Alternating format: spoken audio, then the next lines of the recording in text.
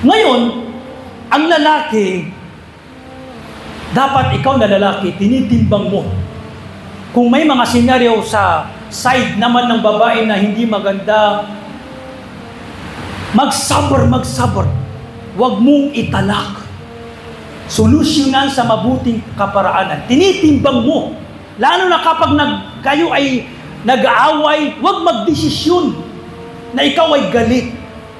Hayaan mong umupa muna yung galit at bumalik yung tamang matinong pag-iisip, saka ka magdesisyon. Timbangin mo kung ano yung makakabuti, kung ano yung makakasama. Isipin mo yung mga anak mo.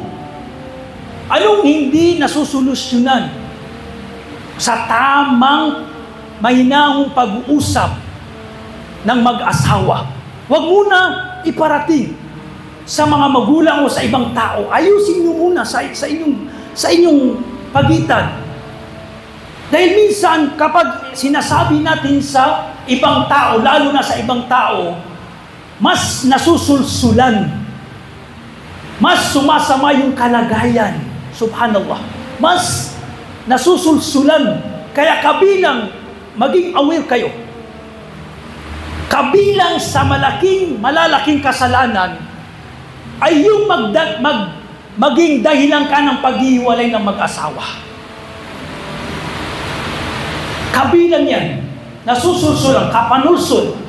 Na sinusulsulan mo yung mag-asawa. Sinisiraan mo para sila ay maghiwalay. Sabi ng Rasulullah, "Laysa minna man khabbaba imra'atan ala zawjiha."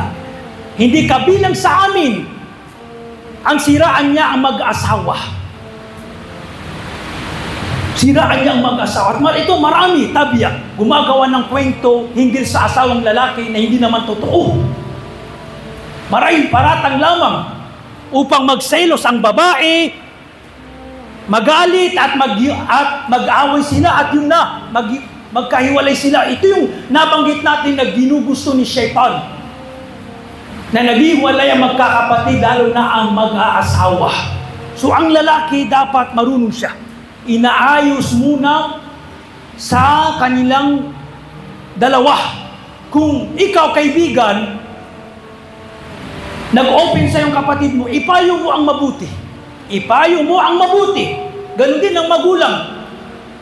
Huwag ka agad maratabat, galit ang mangibabaw. Isipin mo na ang samahan ang mga anak. Pero kung senaryo na talaga, marami ng pag-aayos, pag-uusap, at wala na talagang pagkakasundo, dito na pinahintulot. Pwede nang italak ng lalaki ang kanyang asawa. Ang